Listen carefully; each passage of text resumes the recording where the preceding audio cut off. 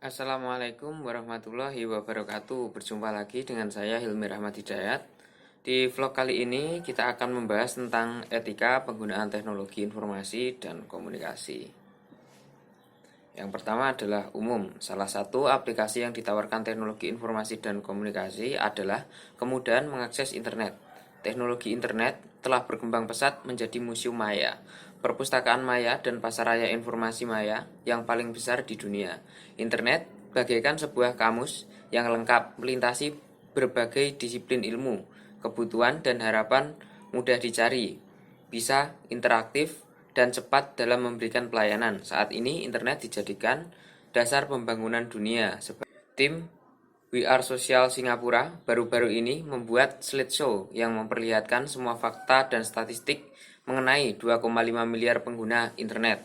Saat ini terdapat 1,86 miliar pengguna aktif media sosial di seluruh dunia. Di Asia sebanyak 635 juta orang berlangganan paket data agar dapat mengakses internet melalui handphone. Asia Tenggara adalah wilayah yang paling berpusat pada mobile dengan tingkat presentasi 109 juta %. Asia Tenggara dan Asia Selatan memiliki tingkat presentasi internet di bawah rata-rata global atau 35%. Berkat Cina, tingkat penetrasi internet Asia Timur ada di atas rata-rata yaitu 48%. 3 dari 10 jejaring sosial yang banyak digunakan adalah aplikasi chatting atau WeChat dengan 272 juta pengguna aktif, WhatsApp dengan 400 juta pengguna aktif, W dengan 816 juta pengguna aktif. Kiki dan WeChat adalah perusahaan milik Tencent dari Cina. Pengguna internet di Indonesia sudah mencapai 132,3 juta setidaknya di tahun 2016 menurut catatan Asosiasi Penyelenggara Jasa Internet Indonesia atau APJII. Sudah pasti jumlah itu mengalami peningkatan, berarti tahun ini juga tahun-tahun berikutnya. Jumlah pengguna internet di Indonesia menduduki urutan ke-6 tertinggi di dunia setelah Tiongkok, Amerika Serikat, India, Brazil, dan Jepang. Demikian menurut eMarketer. Sayangnya, akses internet masih didominasi kota-kota besar di Indonesia seperti Jakarta, Bandung, atau Surabaya. Hanya 24,35% saja dari keseluruhan populasi Indonesia yang dapat menikmati internet. Masih ada kesenjangan digital antara masyarakat di perkotaan yang sudah dapat mengakses internet dengan warga pedesaan yang belum mampu mengaksesnya. Namun kehadiran internet juga perlu diwaspadai sebab menurut salah satu penelitian yang dilakukan oleh Meta Carver pada waktu seminggu menunjukkan ketertarikan penggunaan internet pada salah satu site yang dikatakan membawa perubahan ke arah yang negatif. Ini berdasarkan sampel pernyataan yang diterima sebagai berikut. Pengertian etika dalam TIK. Etika bermakna sekumpulan asas atau nilai yang berkenaan dengan akhlak, tata cara, adat sopan santun, nilai mengenai besar dan salah tentang hak dan kewajiban yang dianut oleh suatu golongan atau masyarakat. Sedangkan TIK dalam konteks yang lebih luas mencakup semua aspek yang berhubungan dengan mesin, komputer dan telekomunikasi, dan teknik yang digunakan untuk menangkap atau mengumpul, menyimpan atau memanipulasi, menghantar, dan menyampaikan suatu bentuk informasi. Komputer yang mengendalikan semua bentuk ide dan informasi memainkan peranan yang penting dalam perkumpulan, pemrosesan, penyimpanan, dan penyebaran informasi, suara, gambar, teks, dan angka yang berdasarkan mikroelektronik. Teknologi informasi bermakna menggabungkan bidang teknologi seperti perkomputeran, telekomunikasi, dan elektronik, dan bidang informasi seperti data, fakta, dan proses.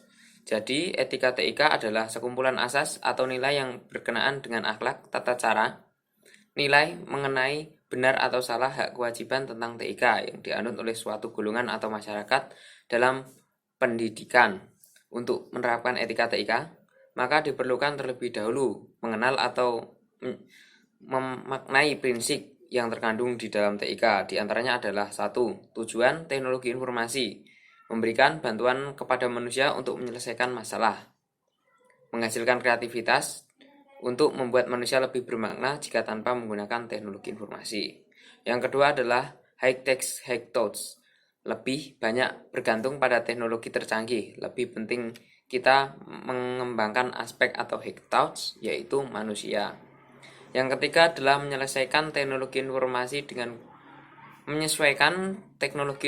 dengan kebutuhan manusia. Jadi, bisa dikatakan etika dalam penggunaan ICT adalah perbuatan manusia yang dipandang berperilaku nilai baik. Etika dalam penggunaan teknologi informasi dan komunikasi.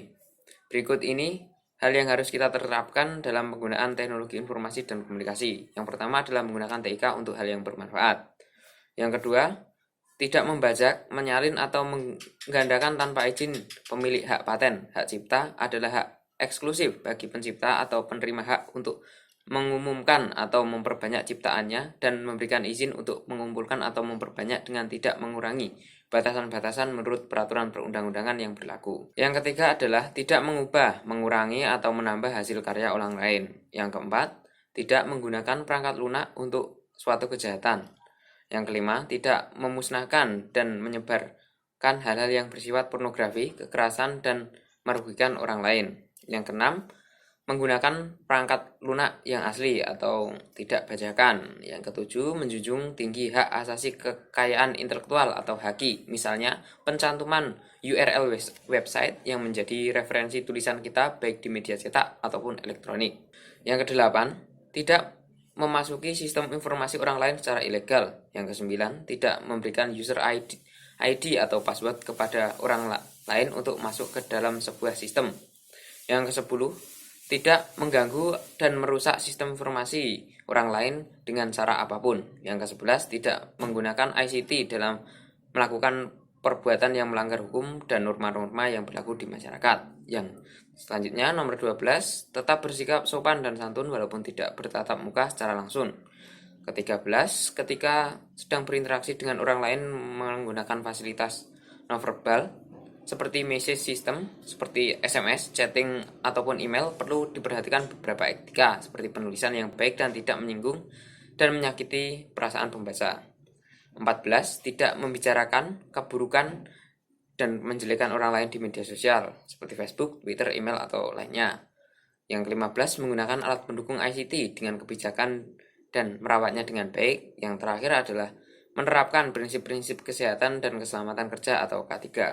Jenis pelanggaran etika penggunaan teknologi informasi dan komunikasi. Yang pertama adalah hacker atau cracker.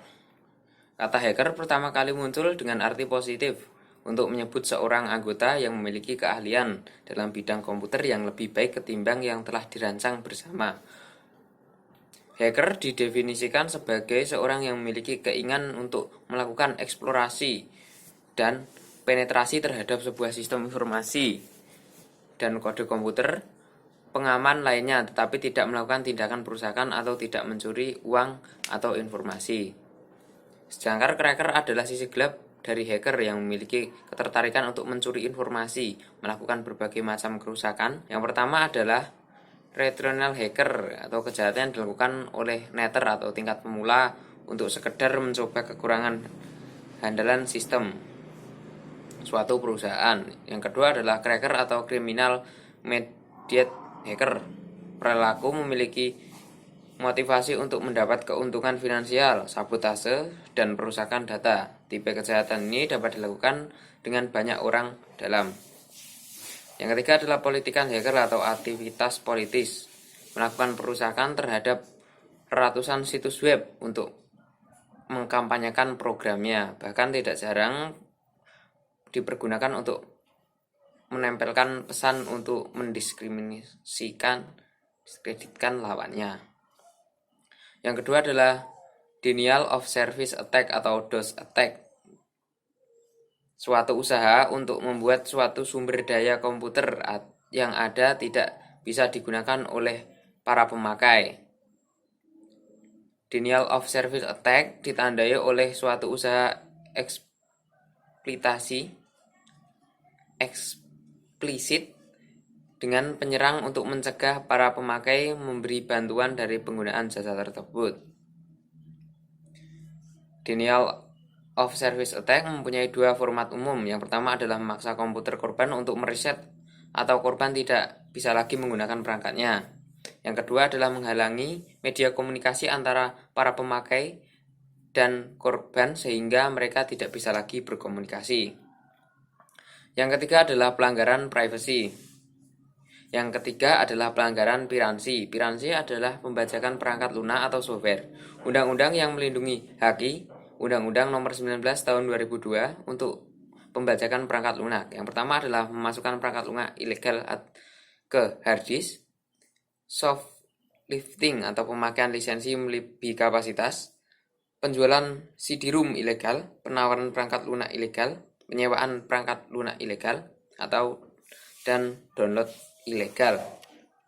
Yang keempat adalah fraud, merupakan kejahatan memanipulasi informasi dengan tujuan mengeruk keuntungan yang sebesar-besarnya. Biasanya kejahatan yang dilakukan adalah memanipulasi informasi keuangan.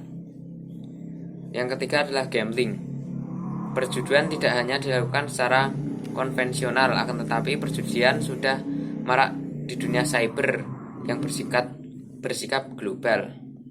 Yang keenam adalah mobile gambling, merupakan perjudian dengan menggunakan wireless device seperti PD, AS, wireless tablet, PCS, dan beberapa kasino online dan poker online menawarkan pilihan mobile, GPRS, GSM, dan UMTS. E-mobile adalah semua teknologi lapisan data atau nama perjudian gesit tergantung. Pornografi atau pedofilia. Pornografi merupakan jenis kejahatan dengan menyajikan bentuk tubuh tanpa busana, erotis, dan kegiatan seksual lainnya dengan tujuan merusak moral. Pedofilia merupakan kejahatan penyimpangan seksual yang lebih condong ke arah anak-anak atau child pornography. Yang kedelapan adalah data forgery. Kejahatan ini dilakukan dengan tujuan memalsukan data pada dokumen-dokumen penting lembaga yang memiliki situs berbasis web atau database. Oke, mungkin sekian vlog saya kali ini. Sampai jumpa di vlog selanjutnya. Terima kasih.